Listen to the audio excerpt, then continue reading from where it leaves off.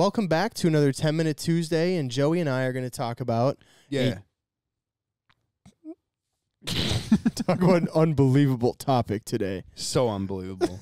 We're going to talk about how to hunt a loaf pond, and we're going to ask the guy who's been hunting for 28 years, since he's mentioned that to me, that we're gonna ask his opinion about how he would hunt a loaf pond. And Joey, why don't you just give us a few starting points on loaf pond hunts? Yeah. And the reason why Cal is asking me that is because he doesn't know how to hunt a loaf pond. And that's okay. In my tenure, my triple tenure, Sure. almost at this point, Yep. here's the best advice I can give you guys, is absolutely have some floaters. If you have the area to put full bodies on, please put them on. If you have two different positions for birds, it just looks so much better. But then also, the really nice thing about loaf ponds is you don't have to get out there right away in the morning. Mm-hmm. So what time would you set up on a loaf pond? Probably like 9:30. No, it I'll go a little earlier, maybe. I was going to say, like, it depends. Like, there's two different types of loaves. Like, there's the 9 a.m. I loaf would say, and the 11 a.m. loaf. Nah, I would say get out there at 8. Yeah. Get out there at 8 for the 9 a.m. loaf. For sure. Because the birds are getting off the roost, and they're going to eat, and they're coming back to this water source to come and chill, socialize, and drink. And so if you can put two different types of decoys out there, like full bodies, silhouettes, or floaters, please do so. What I see a lot of people doing is they put too many floaters on the loaf pond.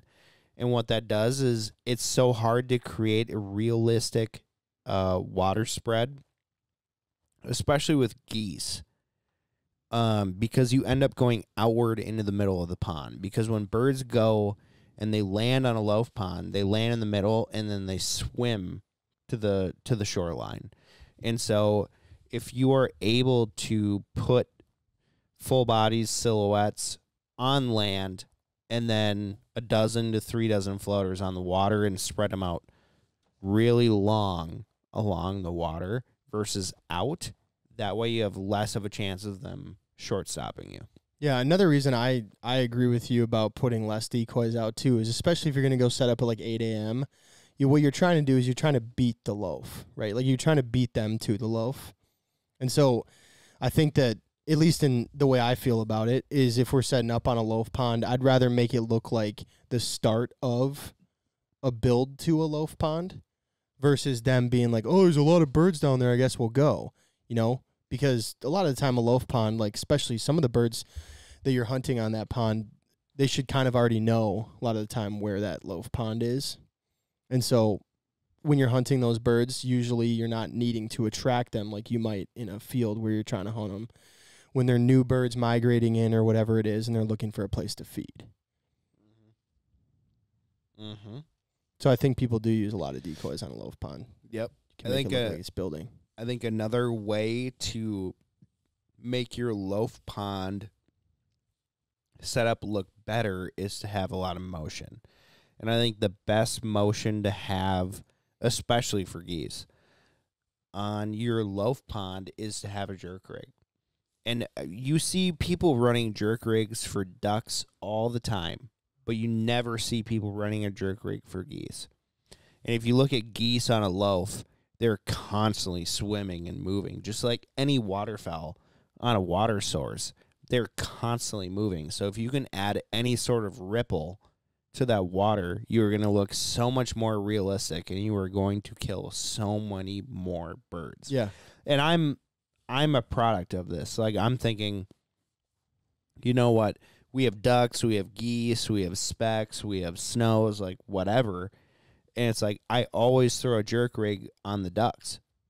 It's like, no, throw a jerk rig on your geese. It will be so much better. Mm-hmm. Another question I wanted to ask you is, do you prefer a layout blind or an A-frame blind? Or, like, talk about the height a little bit.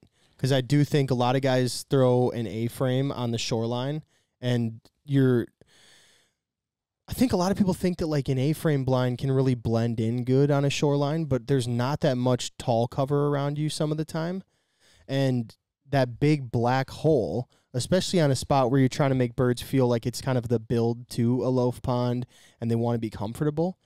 I just think a lot of the time like that A-frame, if it's not built in with like taller grass around it, just looks weird. Yeah, I mean, obviously it depends on the area that you're in and whatever. There's so many variables to waterfowl, but the lower you can be to the ground and the less area you can take up, the better you're going to do. Yeah. Plain and simple. So if you have a bunch of trees and you have a bunch of tall grass, throw an A-frame for sure. However, if you have a lot of short grass, and let's say you have, like when I was down south, you have like a cattle pond. You have ground, cut, sand, water. You know, in those situations, you're better off putting in an A-frame and then matching your grass to the surrounding areas. You mean back, though, against that taller stuff or against that cut? Right. Right. Right. I've seen a lot of people put them like right out on a sandbar, you know, or like kind of more out in the open. You know, there'd be a little grass around or whatever, but they rely on the fact that they're setting like really tall grass on the A-frame to make it look like there's a spot of grass right there, but it doesn't blend in that well. I like layout lines a lot, like up on a shoreline or just tucking really into that grass.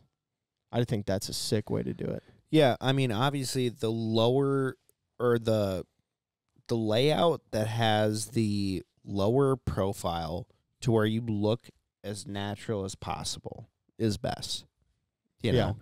And at some points that might be, like when I was younger, man, we would dig in, we would take shovels, and we would dig out for our layout blinds to be like level with the ground. And we would dig out so low that it would be hard to open up the layout doors. However, those were some of the best hunts that I ever had because you were so immersed with the natural vegetation. Yeah. Now, there is something to be said for, hey, this is just a random bush here, you know, and you just look like a natural thing from the area.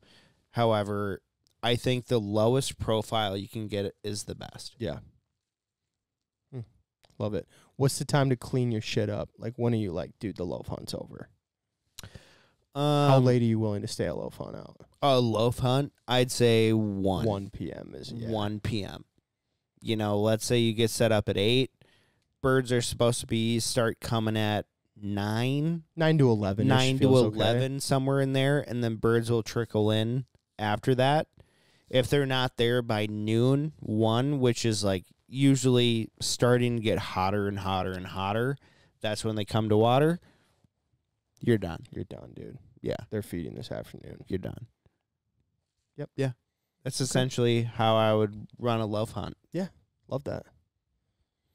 Pretty All much. Right. Well, this was How to Hunt a Loaf. Thanks for listening. Catch you guys in the next one.